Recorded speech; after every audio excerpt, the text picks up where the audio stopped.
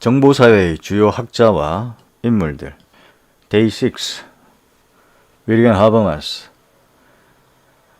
연속론을 이야기했고, 이 연속론에 해당하는 학자로 윌리엄 하버마스 외에도 슐러, 기든스, 하비 등이 있다. 공공영역에 대해 얘기를 했는데, 역시 하버마스 외에도 니콜라스 가넴도 공공영역에 대해 이야기를 했었다. 주요 저서로 공론장의 구조변동, 의사소통 행위론, 사실성과 타당성 이란 저서가 있으며, 특히 공론장의 구조변동은 부르주아 사회의 한 범주에 대한 탐구란 부제를 가지고 있다. 다시 윌리엄 하버마스의 주요 저서 공론장의 구조변동, 의사소통 행위론, 사실성과 타당성. 인간 이성의 해방, 합리적 소통의 문제를 탐구했다. Social Democratic, 사회적 민주주의, 사회적 평등주의. 다시 Social Democratic, 사회적 민주주의, 사회적 평등주의를 이야기했고, 정보가 건강한 민주주의에 필수적이며 그 적합성과 품질을 보장받기 위해 정치적 개입과 국가 지원이 필요하다는 입장이다. 공론장 이론, 일반적 접근성을 가져야 하며 어떠한 특권도 배제되어야 된다. 그리고 일반적 규범과 합리적 정당화가 전제 조건이라고 했다. 전자민주주의의 합리적 정당화가 필요하다고 했다. 즉, 대화와 토론을 통한 조정과 타협. 다시, 대화와 토론을 통한 조정과 타협이라는 합리적 정당화가 전자민주주의에 필요하다고 했다. 이상적 발화 조건, Ideal Speech Condition 이라는 이성적 대화 공간이라고 했으며, 정보 소비자나 정보 자료원으로서의 전락이라는 정보 양식으로부터의 소외를 극복하기 위해 공론장이라는 개념을 제시했다. 블랙박스, 즉 정보 영역들이 수용자의 이해 범주 밖에 있는 신비한 존재. 다시, 정보 영역들이 수용자의 이해 범주 밖에 있는 신비한 존재인 블랙박스적 사고 방식을 배제해야 된다라고 했으며, 합리적 논쟁이란 이해관계에 결부되지 않고 위장이나 조작되지 않은 논쟁과 토론을 의미하는 것이라고 했다. 수기 민주주의의 모형과 상통하다.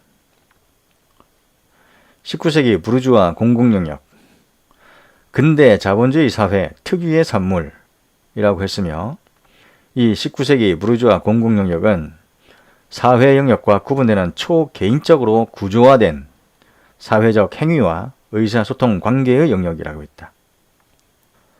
국가 자금을 지원받으나 정부로부터 독립적이고 당파적 경제 세력으로부터도 자율성을 누리고 이해관계에 결부되지 않아야 하며 위장이나 조작되지 않은 논쟁과 토론 등 합리적 논쟁의 장이 되어야 한다 라고 했다.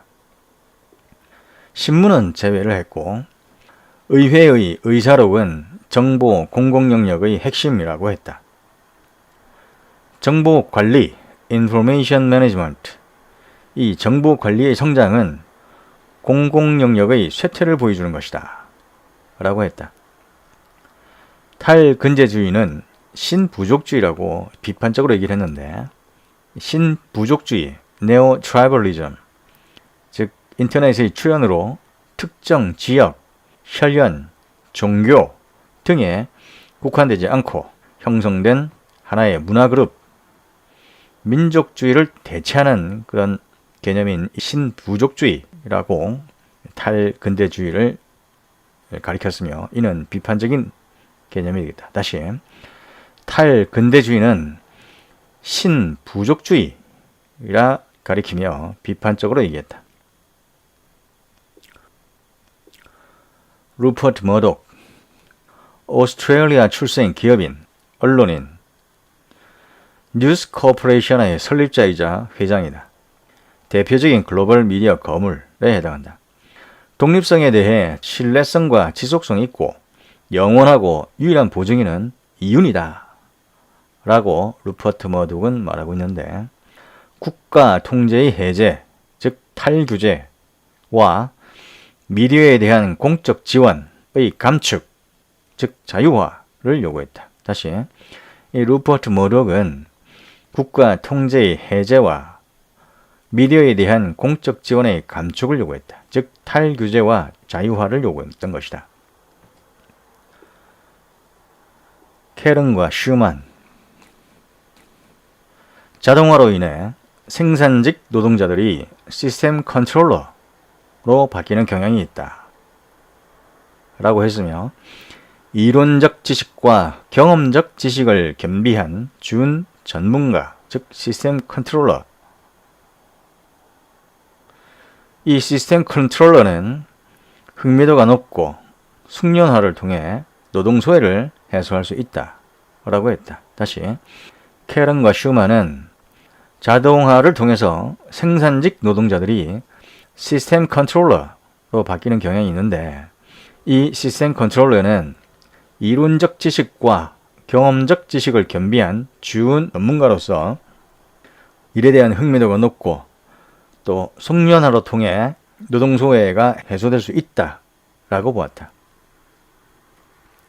비유할 개념으로 브레이브만과 쉐이큰이 있는데, 이 브레이브만과 쉐이큰은 독점 자본주의 하에서는 생산노동뿐만 아니라 사무노동까지도 탈숙련화가 될 거라고 보았다. 관리자나 엔지니어에 종속될 것이라고 본 것이다.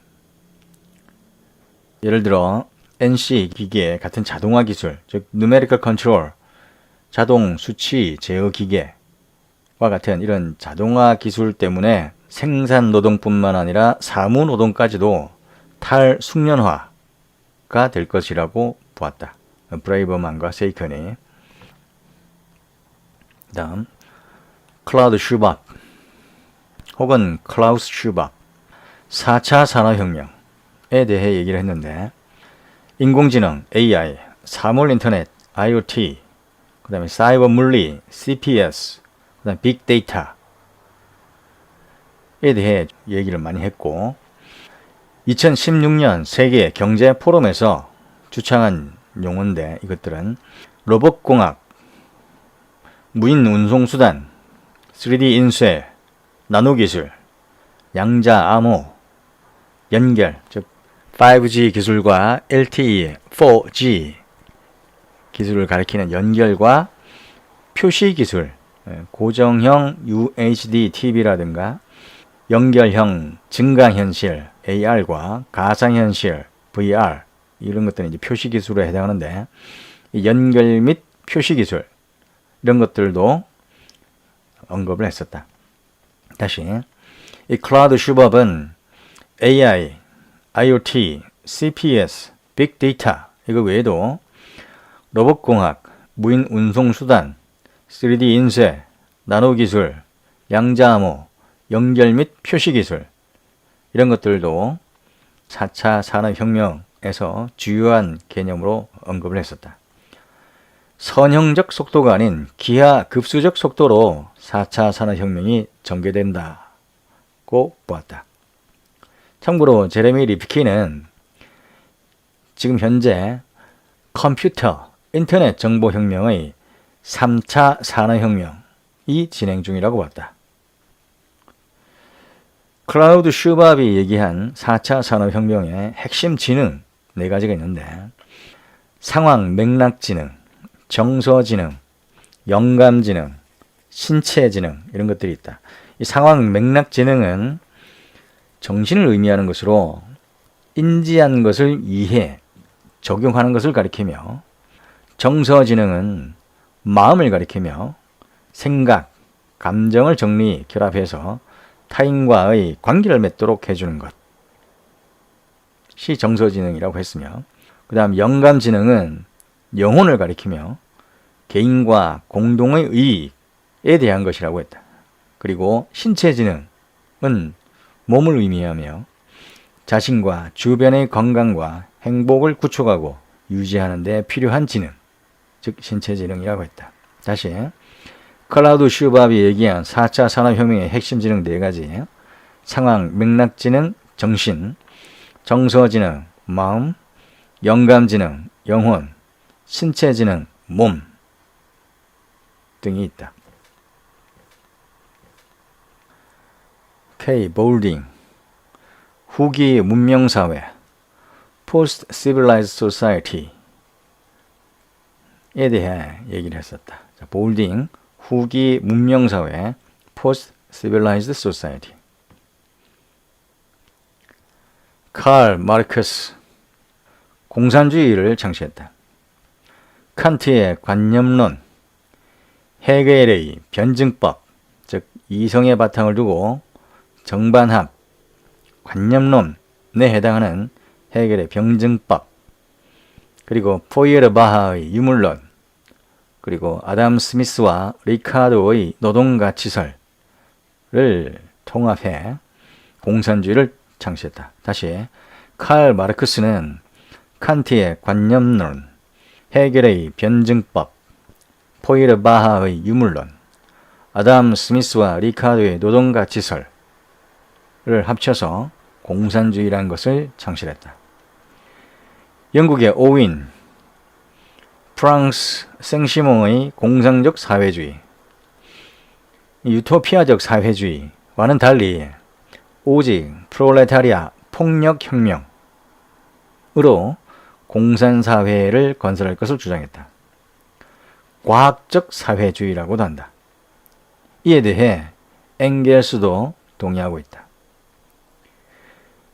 마르크스는 혁명의 전제 조건에 대해 얘기를 했었는데 갈등, 억압, 소외, 양극화 이런 것들로 인해 혁명이 발생하게 되는데 이 마르크스가 얘기한 혁명의 전제 조건인 갈등, 억압, 소외, 양극화에 대해 이 토크빌은 다른 말을 하는데 가난해서 혁명이 발생하는 것이 아니고 일부 계층이 위화감을 조성해서 지속적 계급 불균형이 있으면 이 혁명이 발생한다. 즉 지속적 상대적 불균형이 있으면 혁명이 발생한다고 봤다. 그리고 데이비스는 심리적 요인을 강조해서 이 발전을 해도 욕구 충족이 안 되면 혁명이 발생한다 라고 주장했다. 자, 마르크스의 혁명의 전제 조건 4가지, 갈등, 억압, 소외, 양극화. 그 다음에 토크빌의 경우는 지속적인 상대적 불균형. 그 다음에 데이비스는 욕구 충족이 안 됐을 때. 그 다음 사유재산제가 모든 사회의학의 근원이라고 했다. 이에 대해 루소도 동의하고 있으며 그러나 민주적 방식의 개선을 제안한다. 자, 루소도 사유재산제가 모든 사회학의 근원이라는 점, 이 마르크스의 생각에 대해 루소도 동의를 하지만 루소의 생각도 같지만 그러나 루소는 민주적 방식의 개선을 제안하고 있는 것이다. 갈등, 평화, 다시 갈등, 평화. 그 다음 노동 소외, alienation, 노동 생산물로부터의 소외, 노동 과정으로부터의 소외, 자기 자신으로부터의 소외. 근데 이런 노동 생산물로부터, 노동 과정으로부터, 자기 자신으로부터의 소외는 기계재 생산과 경영 조직의 대규모화, 생산수단 소유와 노동의 분리 때문에 발생하는 것이라고 보았다. 역사적 유물론,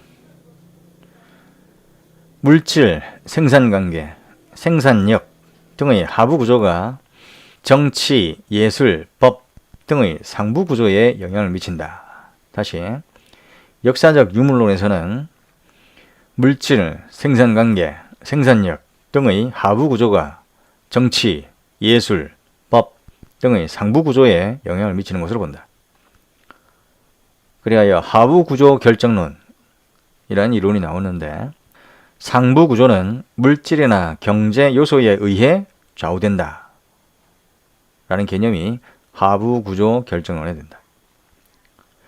유물 변증법, 변증법적 유물론에 대해서도 칼 마르크스는 얘기를 했었고 1859년 엥겔스와 함께 경제학 비판을 저술했다.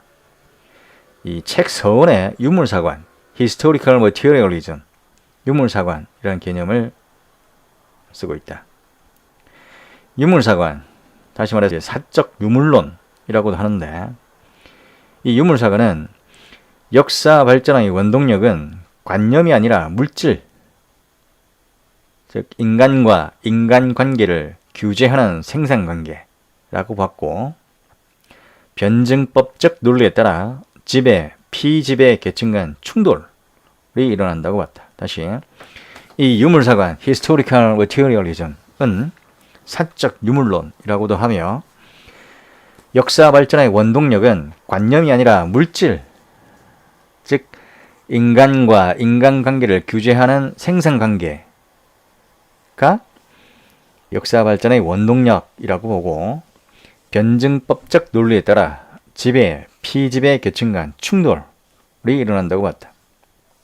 그리고 잉여 가치론에 대해서도 얘기를 했고 계급이론, 생산수단 소유 여부로 계급이 분리된다고 하고 이론론적 입장이다. 타 계급 적대, 자기 계급 소속감이 강하다라고 했다. 계급 내에서 타 계급을 적대하고 자기 계급에 대한 소속감이 강하다고 했다. 참고로 베버의 계층론, 마르크스의 계급 이론에 대해 비교할 개념으로 베버의 계층론이 있는데 정치 권력, 경제적 부, 사회적 위신 등으로 계층을 분류했다. 다시 베버는 정치 권력, 경제적 부, 사회적 위신 등으로 계층을 분류했다. 그래서 다원론에 해당하고 지위 불일치 현상이 발생한다고 봤는데 예를 들어서 황희정승을 생각해 보면 되겠다. 지위는 굉장히 높았지만 굉장히 가난하게 살았던 청렴, 결백의 정승, 황희정승. 0. 인터넷 중독, 영척도를 개발했다. 여기서 이제 하위 유형 5가지가 있는데 사이버 섹스 중독, 사이버 관계 중독, 네트워크 강박, 정보 과부하, 컴퓨터 게임 중독. 다시 K0 인터넷 중독, 영척도, 하위 유형 5가지, 사이버 섹스, 사이버 관계 중독, 네트워크 강박, 정보 과부하, 컴퓨터 게임 중독, 이런 것들은 중독.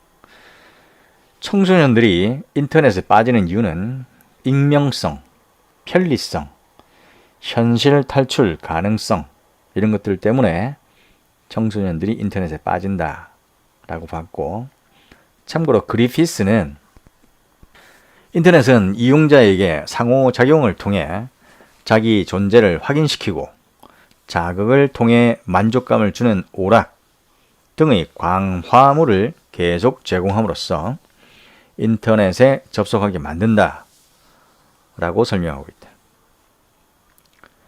참고로 한국정보화진흥원 인터넷 중독 K척도 하위 요인 7가지가 있는데 일상생활장애, 현실 구분장애, 긍정적 기대, 금단, 가상적 대인관계 지향성, 일탈행동, 내성. 다시 한국정보화진흥원 인터넷 중독 K척도 하위 요인 7가지 일상생활장애, 현실 구분장애, 긍정적 기대, 금단, 가상적 대인관계 지향성, 일탈행동, 내성 이런 것들을 들고 있다. 레리 허시온 조절학파에 해당하고 조절학파는 나중에 탈포두주의, 유연전문화에 관련되게 된다. 이 조절학파에 해당하는 학자들로 레리 허쉬온 외에도 로버트 라이히, 프랜시스 후쿠야마, 미셸 아그리에타, 알랭 리페츠, 로버트 보이어 등이 있다. 유연 전문화에 해당하는 학자들로 마이클 피오레, 찰스 사벨, 레리 허쉬온 등이 해당한다. 탈포드주의 유연성 축적 체제에 대해 얘기를 했는데, 노동자, 즉 노동, 임금, 시간, 이 노동자 유연성, 그러니까 노동과 임금과 시간이라는 노동자의 유연성, 생산 유연성, 소비 유연성. 다시 탈포드주의 유연성 축적 체제 세 가지: 노동자 유연성, 생산 유연성, 소비 유연성을 이야기하고 있고, 정보 노동자에 대해서도 얘기를 하고 있는데, 이 정보 노동자의 개념은 다니엘 벨이나 카스텔도 얘기하고 있다. 이 정보 노동자는 예측할 수 없는 사고에 제대로 대응하기 위해 전체 생산 과정에 대해 이해하고 개관할 수 있어야 하는 탈산업 노동자라고 했으며, 이 정보 노동자는 성찰성, reflexibility를 보유하고 있다 라고 했다.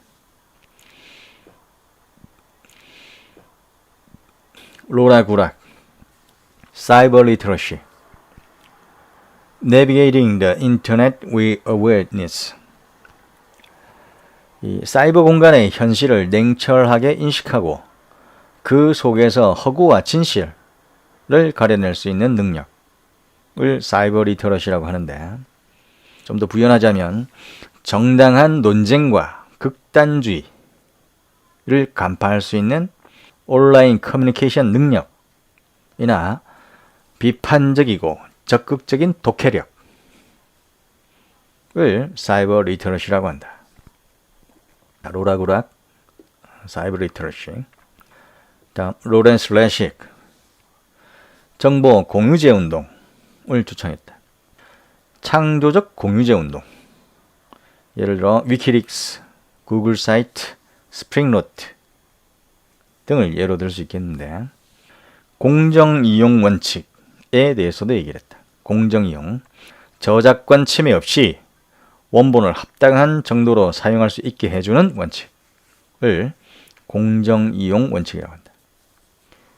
레식 교수는 재혼성 문화의 위기에 대해서도 얘기를 했다. 리믹스 컬처, 재혼성 문화의 위기. 창작 재산의 모든 부분의 사용에 대해 비용을 부과하려는 움직임 때문에 재혼성 문화, 리믹스 컬처가 위기를 맞았다 라고 하고 있다. 사이버 공간에서의 코드와 기타 법규, Code and Other Laws of Cyberspace 라는 책을 저술했다. 레스터 서로, 제로섬 사회에 대해 얘기를 했고, 레서로 교수는 두뇌력 산업에 해당하는 것으로 생명공학, 미디어 제작, 소프트웨어 등을 들었다. 다시 서로 교수의 두뇌력 산업에 해당하는 것, 생명공학, 미디어 제작, 소프트웨어. 그다음 루만, 커뮤니케이션 사회에 대해 얘기를 했으며, 커뮤니케이션과 커뮤니케이션 매체를 좀 더 추상적, 보편적으로 관찰했다. 참고로 미니 역시 커뮤니케이션 사회에 대해 얘기를 했는데, 특히 이제 사회적 커뮤니케이션 법칙이라고 해서 사회에 대한 의사소통적 침투, 커뮤니케이션의 조밀화, 가속화, 지속화 등을 얘기했고, 비동시적 발전, 모험, 모순, 위기에 대한 비판적인 시각을 보였다. 자, 다시. 루마는 커뮤니케이션 매체를 좀 더 추상적, 보편적으로 관찰했는데, 민희는 사회적 커뮤니케이션 법칙이라고 해서 사회에 대한 의사소통적 침투, 커뮤니케이션의 조밀화, 가속화, 지속화, 그리고 비동시적 발전, 모험, 모순, 위기에 대한 비판적인 시각을 이야기했다. 룸, 커뮤니케이션 미디어 생태학, 즉 편향성의 이론적 명제. 다시 커뮤니케이션 미디어 생태학, 즉 편향성의 이론적 명제에 대해 얘기를 했는데, 미디어는 자료나 정보를 한 장소에서 다른 장소로 옮기는 중립적이고 투명하며 객관적인 연결관이 아니다 라고 했다. 각 미디어의 물리적, 상징적 특성이 일련의 본질적인 편향성을 수반하며 미디어 편향성이 다양한 사회적, 경제적, 정치적, 문화적 결과를 촉진한다 라고 했다. 다음, 링과 한슨, 소비자 자본주의, 오스카 간디 역시 소비자 자본주의에 대해 얘기를 했는데, 생활을 구매하는 것, 수동적이고 쾌락, 자기 욕구가 만연하고 있다. 개인주의적 생활 양식, 시민관계가 손상된다고 보았다. 가정 중심의 생활 때문에 시민관계가 손상되는 것을 본 것이다. 이웃과의 연대, 책임감, 사회적 관심 등 공적 미등은 감성적인 것으로 치부해버리는 그런 사회, 소비자 자본주의 사회가 되겠다. 참고로 슐러는 기업 자본주의, 정보 자본론, 총체주의 입장을 가진 정보 자본론에 대해 얘기를 했었다. 마뉴엘 카스텔, 네트워크 사회의 도래를 저술했고, 미디어와 매개는 네트워크 사회의 필수적 상징으로 권력이 행사되고 충돌하고 동원되는 장이다 라고 했다. 다시, 네트워크 사회는 사회의 필수적인 상징으로서 권력이 행사되고 충돌하고 동원되는 장, 그게 바로 네트워크라고 했다. 통신망 사회, 우리는 정보사회가 아닌 통신망 사회에 살고 있다 라고 했으며, 이는 맥루한의 지구촌 개념을 개성한 것이다. 메시지는 매체라고 했으며, 메시지의 적극적 수용자, 창의적 수용자에 대해 얘기를 하고 있다. 정보 자본주의, 자본주의는 이윤 추구, 사적 소유, 시장 원칙 등 경제관계를 의미하는데, 정보 자본주의는 특히 냉혹적이고 약탈적이라고 했다. 통신망 형태에 따른 국제 분업의 형태, 고가치 생산국, 대량 생산국, 원자재 생산국, 잉여노동 생산국. 자, 고가치, 대량, 원자재, 잉여노동 생산국. 자, 통신망 형태에 따른 국제 분업의 형태에 따른 분류가 되겠다. 네트워크 기업은 디자인, 연구 개발, 마케팅 등 핵심 역량에 집중하고 나머지는 외부 전문 기업과 수평적 협력 관계를 이룬다. 조직을 경량화하고 의사 결정 구조를 분권화한다. 이때 핵심 독점 기술과 지식의 보호, 그리고 협력, 그리고 정보의 공유 등의 문제가 발생한다고 보았다.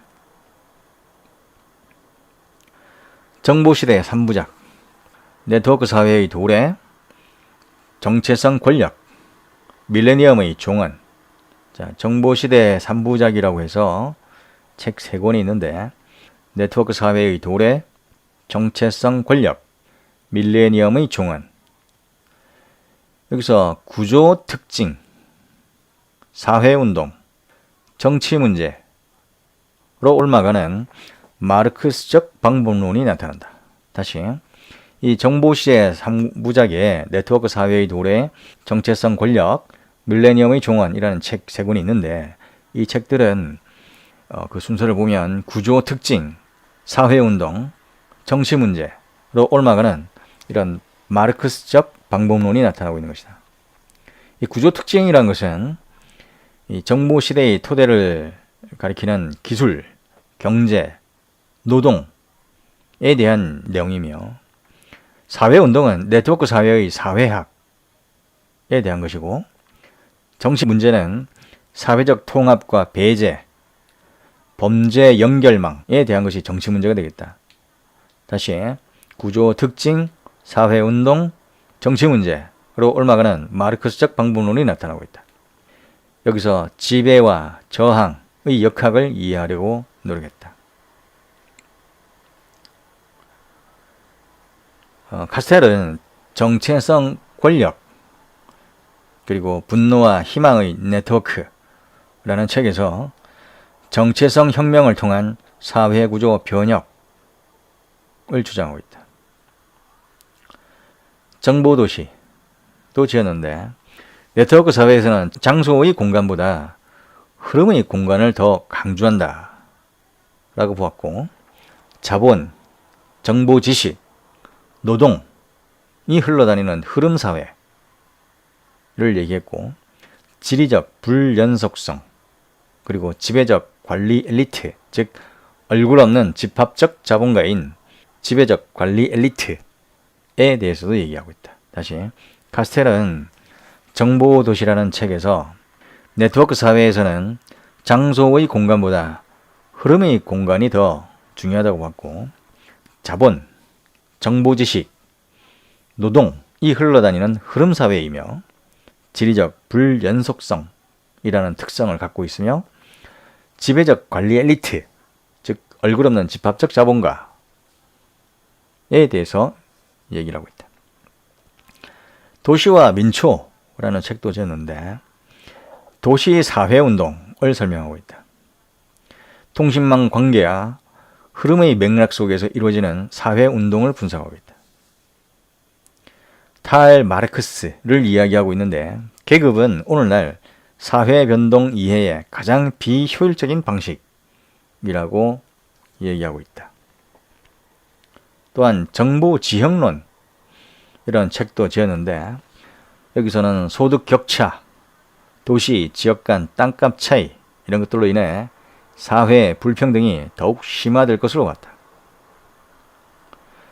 과학적 마르크스주의, 생산관계, 즉 계급, 투쟁이 이루어지는 정치, 사회 영역과 관련된 생산관계, 그리고 노동, 공장, 자본에 해당하는 기술 영역에 해당하는 생산력, 다시 생산관계와 생산력, 이 둘의 개념적 차이 인식에서 출발하고 있다. 다시 만일 카스텔은 과학적 마르크스주의의 어떤 성격을 가지고 있는데, 생산관계와 생산력의 개념적 차이 인식을 하는 것으로부터 출발하고 있다. 이 생산관계라는 것은 계급 투쟁을 나타내는데, 이것은 정치 사회 영역에 해당하고, 생산력은 노동, 공장, 자본을 가리키며 이는 기술 영역에 해당하는 것이다. 즉 정치 사회 영역에서의 계급 투쟁과 관련되어 있는 생산관계와 기술 영역의 노동, 공장, 자본에 해당하는 생산력, 이 둘의 개념적 차이를 인식해야 되고, 거기서부터 또 출발을 했던 것이다. 정보주의, 지식 자체에 대한 지식의 작용이 생산성의 주요 원천으로 독자적 발전의 기축이 된다. 발전적 정보 양식 혹은 정보적 발전 양식, 이렇게 번역하기도 한다. 다시 정보주의, 지식 자체에 대한 지식의 작용이 생산성의 주요 원천으로 독자적 발전의 기축이 된다 라고 했고, 이 개념을 발전적 정보 양식 혹은 정보적 발전 양식이라고 한다. 생산의 기술적 관계, 즉 생산력과 생산 관계인 기술적 관계가 발전 양식, 즉 기술혁명 기반 역사 변천 과정을 기술하는 발전 양식을 규정하고 발전 양식은 잉여 수준을 결정한다. 다시 생산의 기술적 관계가 발전 양식을 규정하고 발전 양식은 잉여 수준을 결정한다. 라고 했으며 생산의 사회적 관계는 생산 양식을 규정한다. 라고 했고 산업 문명은 신에너지의 도입과 에너지 사용의 질이 잉여 수준을 결정하고 정보 문명은 지식의 질이 잉여 수준을 결정한다. 다시 산업 문명은 신에너지의 도입과 에너지 사용의 질이 잉여 수준을 결정하는데 정보 문명은 지식의 질이 잉여 수준을 결정한다고 했다. 슈페르트가 얘기한 창조적 파괴의 물결 속에 슈페르트가 베버를 만나는 사이버 공간, 다시 창조적 파괴의 물결 속에 슈페르트가 베버를 만나는 사이버 공간 이런 말을 했고 기술이 정보를 다룬다. 정보가 기술을 다루는 것이 아니다. 다시 기술이 정보를 다룬다. 정보가 기술을 다루는 것이 아니다. 라고 했다. 또한 커뮤니케이션 권력이라는 책도 지어놓은데 위, 아래, 외부로부터의 상징적 정치의 필수적 역할에 주목했다. 자, 위, 아래, 외부로부터의 상징적 정치의 필수적 역할에 대해 주목을 했다. 즉 지배하는 권력인 네트워킹 파워 to constitute 그리고 의지를 의지에 부과하는 권력 다시 의지를 의지에 부과하는 권력인 networked power 그리고 포함의 규칙을 부과하는 network power to coordinate social interaction 에 대해 얘기하고 있다. 다시 자 지배하는 권력 의지를 의지에 부과하는 권력, 포함의 규칙을 부과하는 권력. 이 세 가지가 있는데 커뮤니케이션 권력에 지배하는 권력은 네트워킹 파워, to constitute. 그 다음에 의지를 의지에 부과하는 권력은 networked power. 포함의 규칙을 부과하는 권력인 network power, to coordinate social interaction. 이 세 가지를 얘기하고 있습니다. 인터넷 갤럭시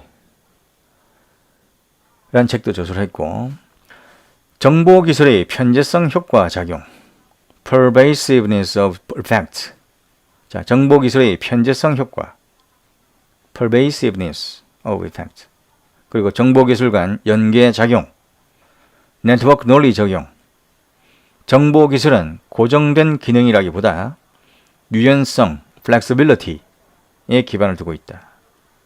또한 모든 정보기술은 고도의 통합체계로 융합되는 경향, convergence, 융합되는 경향이 있다고 있다. 다시 정보기술의 편제성 효과 작용, 정보기술 간 연계 작용, 네트워크 논리 적용, 정보기술은 고정된 기능이라기보다 유연성에 기반한 것이다. 또한 모든 정보기술들은 고도의 통합체계로 융합되는 경향이 있다. 라고 했다. 가처분 이론, disposable theory, 가처분 이론을 옹호했다. 경험적 증거를 일관된 분석 틀 속에서 제시를 했는데 이 가처분 이론은 추상적 이론화에 대응하는 개념이다. 전체에 대한 부분의 기여보다는 부분들 간의 연관성을 강조하고 있다. 정보기술 패러다임의 특징 기술은 물리적 인공물, 작업 프로세스, 작업 처리 방식, 노하우, 의미 변화 다시 기술은 물리적 인공물일 작업 프로세스, 작업 처리 방식 즉 노하우의 의미를 변화시키고 있다. 라고 했으며 정보기술은 필요시 이용되는 도구의 개념을 넘어 사회 관계의 모든 영역에 침투하여 사회를 구성하는 물질적 요소가 된다. 다시, 정보기술은 필요시 이용되는 도구의 개념을 넘어서 사회 관계의 모든 영역에 침투하여 사회를 구성하는 물질적 요소가 된다. 라고 보았고, 기술 경제, 기술 문화, 기술 권력 관계를 매개로 기술은 사회 구성의 핵심 요소가 된다고 보았다. 인간 정신과 기술은 하나의 정보기술 체계로 통합될 것으로 봤다. 다시, 인간 정신과 기술은 하나의 정보기술 체계로 통합될 것으로 보았다. 자, 정보기술 패러다임의 특징을 좀 더 보면, 정보의 기술 대상화, 기술 효과의 전 범위성, 네트워킹 논리, 네트워킹 논리에 따른 유연성, 통합적 기술 체계. 다시, 정보기술 패러다임의 특징, 마누엘 카스텔의 정보기술 패러다임의 특징, 정보의 기술 대상화, 정보가 기술의 대상이다.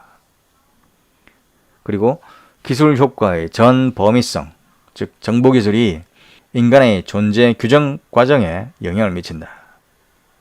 는 기술 효과의 전 범위성, 네트워킹 논리, 그리고 네트워킹 논리에 따른 유연성, 그리고 통합적 기술 체계, 즉 정보기술이 핵심이고 개별 기술들은 경계가 허물어져 갈 것이다 라고 보는 통합적 기술 체계. 이 5가지가 정보기술 패러다임의 특징이다. 다시, 정보기술 패러다임의 특징, 정보의 기술 대상화, 즉 정보가 기술의 대상이라는 것, 기술 효과의 전 범위성, 정보기술이 인간의 존재 규정 과정에도 영향을 미친다는 것, 그리고 네트워킹 논리, 네트워킹 논리에 따른 유연성, 통합적 기술 체계. 이로 인해 개별 기술들은 경계가 허물어져 간다는 것. 참고로 카스텔 같은 경우는 정보 노동자에 대해 얘기를 했었는데, 이 정보 노동자는 다니엘 벨이라든가 레리 허션도 얘기한 개념이다. 지배적 집단은 정보 노동자로 구성된다 라는 것은 이제 다니엘 벨이 한 말이고, 성찰성을 보유하고 있다. 이와 이제 참고로 이제 상징적 분석가를 얘기한 로버트 라이시, 지식 전문가를 얘기한 피터 드러커, 그 다음에 지식사회에서의 코그니타리아트를 얘기한 엘빈 터플러,